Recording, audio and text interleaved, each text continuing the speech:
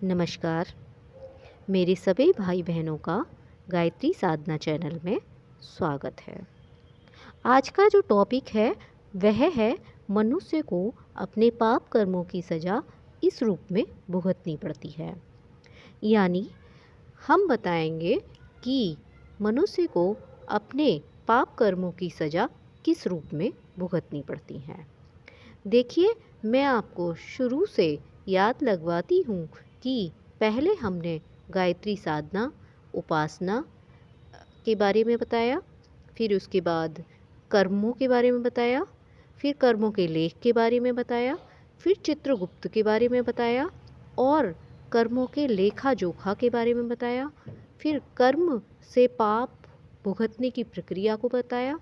और अब जो कर्म हैं वो 3 प्रकार के होते हैं, जैसा कि इससे पिछले टॉपिक में मैंने आपको संचित कर्मों के बारे में बताया कि संचित कर्म ऐसे होते हैं कि जिनका हमें हाथ के हाथ या तो फल मिलता चला जाता है, या फिर ऐसा होता है कि वो अपनी परिस्थिति पाकर कर्म बड़ा हो जाता है और उसका फल मिल जाता है। और ये कर्म संचित ऐसा भी होता है कि अगर परिस्थिति बस आपको जबरन करना पड़ रहा है तो कभी कभी आपके पुण्य फलों के द्वारा ये नष्ट भी हो जाता है। अब आता है प्रारब्ध कर्म और क्रियामाण कर्म। पहले हम प्रारब्ध कर्म की बात करेंगे, इसलिए वीडियो को एंड तक देखें और सुनें।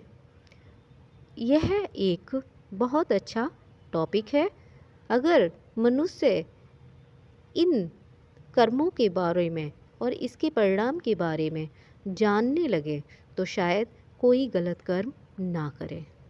और वैसे भी यह माना जाता है कि कोई मनुष्य अगर एक बार गलत कर्म करने से पहले अपने से ये पूछ ले कि क्या इस कर्म का परिणाम अच्छा है या बुरा है, तो मैं 100% कहती हूँ कि वह कभी भी गलत कर्म नहीं करेगा।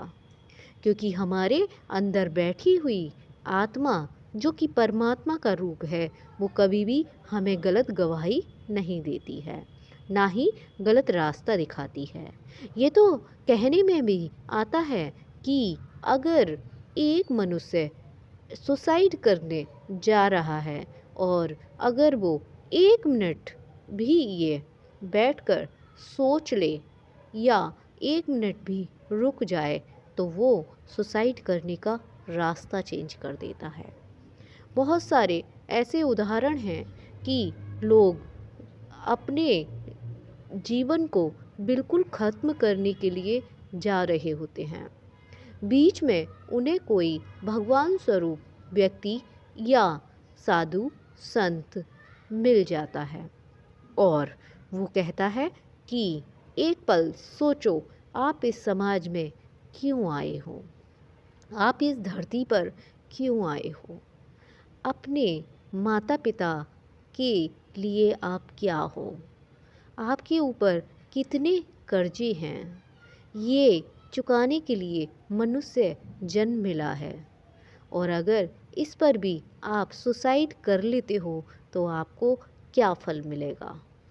एक तो आप मनुष्य योनि में कर्म भुगतने के लिए आए हैं और दूसरा सुसाइड करके आप एक नया अपने पीछे भूत लगा लेते हैं।